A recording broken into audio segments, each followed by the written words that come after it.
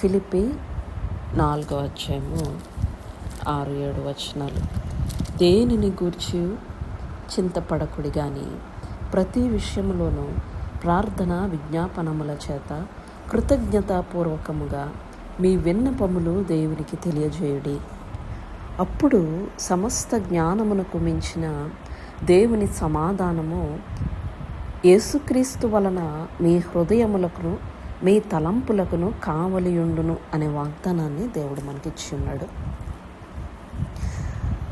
అందులో భాగంగా దేనిని గూర్చి చింతపడకుండా ప్రార్థించడం ఎలా అనే విషయాన్ని, ఆ చింత కలిగినప్పుడు ఆ సమయాల్లో కూడా దేవుని దగ్గరికి వచ్చినప్పుడు దేవునికి మన హృదయంలో ఉన్న సమస్తాన్ని ఆయనకి చెప్పుకున్నప్పుడు మన యొక్క పరిస్థితులు ఎలాగ రూపాంతరం అవుతాయి అనే విషయాన్ని మనం నేర్చుకుంటూ ఈ దినము కూడా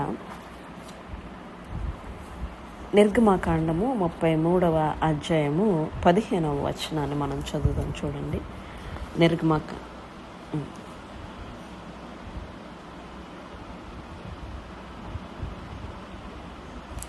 అక్కడ మోషే దేవునితో మాట్లాడుతూ, నిన్నటి దినాన మనం నేర్చుకున్నాం గతించిన దినాల్లో ఏమనంటే, దేవుడు మోషే ప్రార్థనకి స్పందిస్తూ నా సన్నిధి నీకు తోడుగా వచ్చును, నేను నీకు విశ్రాంతి కలుగజేసేదను అని చెప్పిన తర్వాత మోషే మరలా అడుగుతా ఉన్నాడు, నీ సన్నిధి రాని ఎడల ఇక్కడ నుండి మమ్మను తోడుకొని పోకుము అనే మాట అంటా ఉన్నాడు. అంటే మోషే దేవునితో చేస్తున్న ఈ విన్నపము చాలా హృదయపూర్వకంగా, చాలా స్వచ్ఛంగా కనబడతా ఉంది కదా. అంత మాత్రమే కాదు, కానీ దేవుని యొక్క సన్నిధి తన ఎంతగా కోరుకుంటా ఉన్నాడో, తన లోతైన ఆ డిజైర్, లేకపోతే ఆ కోరికను కూడా ఆ మాటల్లో మనము చూడొచ్చు. నా సన్నిధి నీకు తోడుగా వచ్చును అని చెప్పిన తర్వాత కూడా ఎందుకు మోషే నీ సన్నిధి నాతో రాకపోతే ఇక్కడి నుంచి మమ్మల్ని తీసుకొని వెళ్ళొద్దు అని అంటా ఉన్నాడు? ఆల్రెడీ దేవుడు నా సన్నిధి నీకు తోడుగా వచ్చును అని చెప్పారు కదా. అలా చెప్పిన తర్వాత కూడా మోషే ఏమంటా ఉన్నాడు, నీ సన్నిధి రాకపోతే నేను ఇక్కడి నుంచి మమ్మల్ని తోడుకొని పోకు అని అడుగుతా ఉన్నాడు. నేను వ్యక్తిగతంగా ఆలోచిస్తూ ఈ యొక్క మాటల గురించి, మోషే యొక్క మాటలు తన యొక్క హృదయములో దేవుడు తనతో రావాలి అనే యొక్క వాంఛను మరలా యేసయ్య దగ్గర నుంచి ఆయన కన్ఫర్మ్ చేసుకుంటూ ఉన్నట్టు, రీఅష్యూర్ చేసుకుంటూ ఉన్నట్టు ఆయన అనిపిస్తూ ఉన్నారు కదా. మరి పిల్లలు ఎప్పుడైనా ఏదైనా ఒక విషయం గురించి అనేక దినాల నుంచి అడుగుతూ ఉన్నారు అనుకోండి, అడిగిన తర్వాత కొన్ని రోజులు అయిన తర్వాత మనము సరేలే తీసుకుంటాంలే, అది సరేలే నీకు అది కొంటాంలే అని అన్నాం అనుకోండి, పిల్లలు మరల వచ్చి నిజంగా కొంటావా, నువ్వు నిజంగా చేస్తావా అది అని అడుగుతారు. మీలో ఎవరికైనా ఆ అనుభవం ఉందా? ఏదైనా చాలా కాలం నుంచి వారు అడుగుతూ మనం ఒక దినాన అది చేస్తామని అంటే మరలా అడుగుతారు వాళ్ళు, నిజంగా చేస్తావా అని. అంటే వారు ఏదైతే అడిగారో అది మనము చేస్తానని అన్నప్పుడు they are reassuring what already said. అంతే, దానికంటే ముందుగా మనం చేస్తాననే దాన్ని మరలా వారు ఖచ్చితంగా నువ్వు చేస్తావా అనే దాన్ని వారు రీఅష్యూర్ చేసుకుంటూ ఉంటారనమాట. ఈ యొక్క జూలై 7వ తారీఖున దేవుడు మోషేతో చెప్పిన మాటను మనం ధ్యానిస్తూ ఉన్నాం కదా.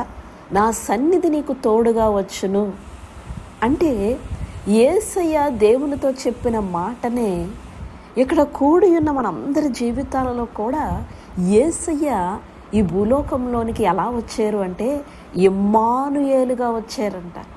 ఇమ్మానుయేలు అనే దానికి భాషాంతరమున దేవుడు మనకు తోడు అని అర్థం అంట. ఈరోజు ఇక్కడ కూడి ఉన్న మనందరి కొరకు, మనందరికీ తోడుగా ఉండాలని యేసయ్య మనతో వచ్చారట. ఆమేన్. మన కొరకే వచ్చారంట ఆయన. అంటే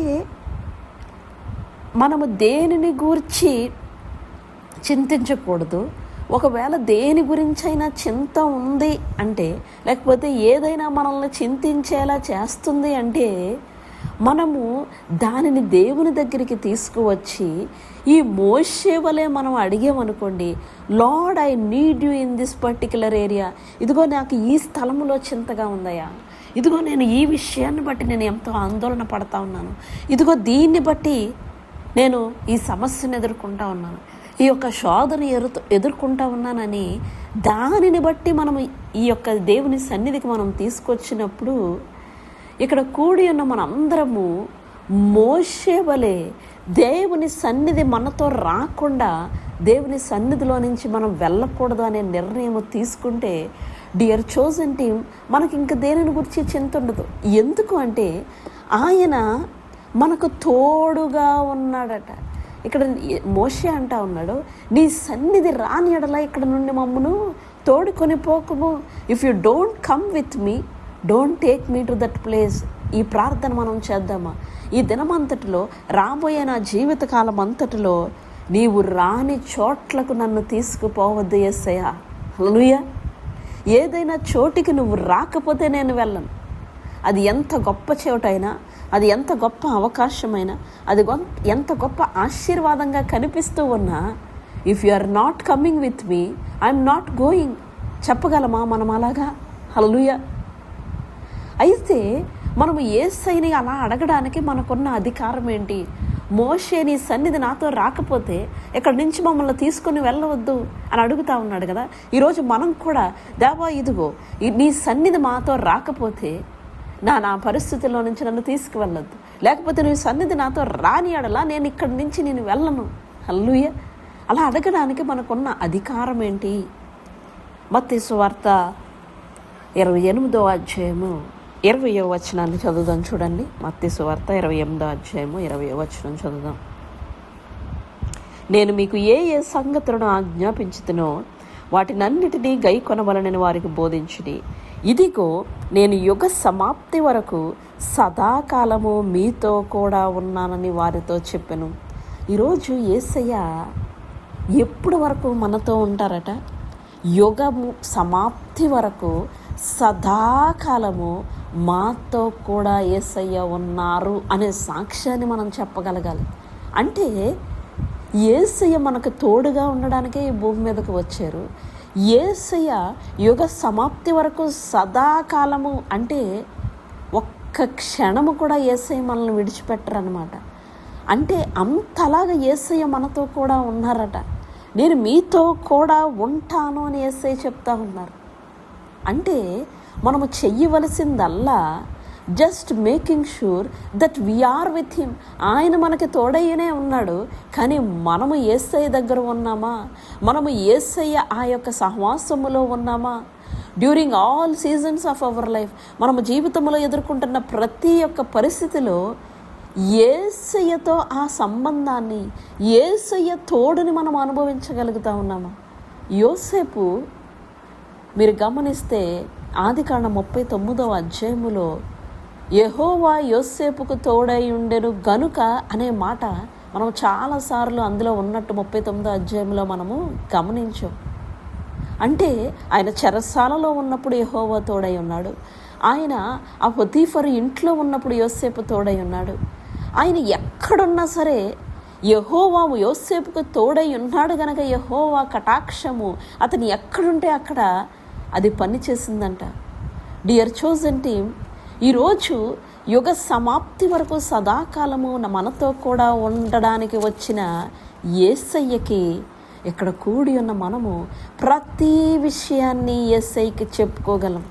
మనము ఆ విషయాల్ని వేరే వారితో ఎవరితోనూ పంచుకోలేమేమో కానీ యేసయ్యతో ప్రతి విషయాన్ని మనం పంచుకోగలం. ఫిలిప్పీ 4వ అధ్యాయము 9వ వచనం చివరి భాగంలో ఈ మాట రాయబడతా ఉంది.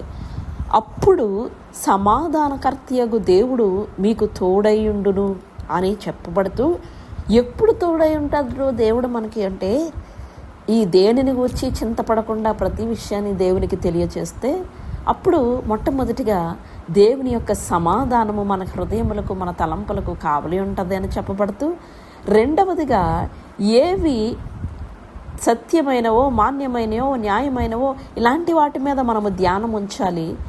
మరి ఏదైతే నేర్చుకున్నామో అంగీకరించామో, విన్నామో, చూచామో దానిని చేయాలి. ప్రతిదినము దాన్ని చెయ్యాలి. అప్పుడే దేవుడు మనకి తోడై ఉంటాడట. డియర్ చోజన్ టీమ్, మోషే యొక్క ప్రార్థన విధానము ఇక్కడ కూడి ఉన్న మనందరికీ దేవునికి సమస్తమును తెలియచేయాలి. ఏదైనా దేవునికి తెలియచేయచ్చు అనేది మనకి చూపిస్తూ బోధిస్తూ ఉంది మోషే యొక్క ప్రార్థనా జీవితం. దేనిని గూర్చి చింతపడకుడు గాని అనే ఆ యొక్క స్థలములో ఏం చెయ్యాలి అంటే, ఆ దేనిని గూర్చి అయినా చింత వస్తుంది అంటే ఆ స్థలములో వెంటనే ఈ మోషే వలె మనం ఏం చేయాలంటే దేవునికి దాన్ని తీసుకెళ్ళి చెప్పాలి. ఎలాగా అంటే కృతజ్ఞతాపూర్వకంగా. నిన్నటి దినాన ఆ తల్లి గురించి మనము నేర్చుకున్నాం కదా. ఆ తల్లి ఏం చేసిందంటే తను వెళ్తున్న ప్రతి పరిస్థితిలోనూ అది యేసయ్యకి, ఆ దైవజనుని దగ్గరికి తీసుకువెళ్ళింది. యేసయ్య మీద ఆమె ఆనుకుంది. డియర్ చోజన్ టీమ్, ఈరోజు ఎప్పుడైతే ప్రతి విషయములోనూ యుగ సమాప్తి వరకు మనకు తోడై ఉంటానని చెప్పిన యేసయ్య మీద మనం ఆనుకుంటామో, ఇమ్మానుయేలుగా మనకు తోడుగా ఉండడానికి వచ్చిన ఆ యొక్క సన్నిధికి మనం వచ్చి ఆయనతో సహవాసం చేస్తామో, మొట్టమొదటిగా we will experience the peace of God, and secondly we will experience the presence of God. మొట్టమొదటిగా దేవుని సమాధానాన్ని మనం అనుభవిస్తాము. రెండవదిగా దేవుడు మనకు తోడై ఉంటాడని దేవుని చెప్తా ఉన్నాడు. కళ్ళు మూసుకుందామా ఈ ఒక ఉదయకాల సమయంలో. మోషే తన యొక్క వెళ్తున్న ప్రతి పరిస్థితిని దేవునికి సన్నిధానములకు తెచ్చి దేవుణ్ణి అడిగాడు. అప్పుడు యేసయ్య అన్నాడు, నా సన్నిధి నీకు తోడుగా వస్తుంది, నేను నీకు విశ్రాంతి చేస్తానని. అయినా సరే మరలా అడుగుతా ఉన్నాడు, నీ సన్నిధి మాకు తోడుగా రాని ఎడల మేము ఎక్కడి నుంచి మమ్మల్ని తీసుకువెళ్ళకని. ఈరోజు అలాంటి ప్రార్థన మనం చేద్దామా? యేసయ్య, నీవు లేని స్థలములకు నాకు తోడుకొని పోకయ్యా. ఇదిగో నీవు లేని పరిస్థితులు నాకు వద్దయ్యా. ఇదిగో నీవు లేని అభివృద్ధి కానీ ఆశీర్వాదము కానీ నాకు వద్దు. నీవు లేనిది ఏది నాకు వద్దు. ఎందుకంటే యుగ సమాప్తి వరకు నాకు తోడై ఉంటాననే వాగ్దానములో నన్ను ఉంచు. నేను అడుగుపెట్టే ప్రతి స్థలములో, నేనున్న ప్రతి చోట నీ సన్నిధి నాకు రావాలయ్యా. ఈరోజు మీ సన్నిధి మాతో రాకపోతే మేము ఎక్కడి నుంచి వెళ్ళమని చెప్పుదామా? ఎప్పుడైతే మనం అలాంటి ఒక నిర్ణయం తీసుకుంటామో, దేవుని సమాధానము, ఆయన సన్నిధి సదాకాలము యుగ సమాప్తి వరకు మనం చేసే ప్రతి పనిలో తోడై ఉంటుందట. అటువంటి గొప్ప కృపను దేవుడు మనందరికీ దయచేయనుగాకని ఈ మాటలు మనందరి మీద ప్రకటిస్తూ నేను ముగిస్తా ఉన్నాను.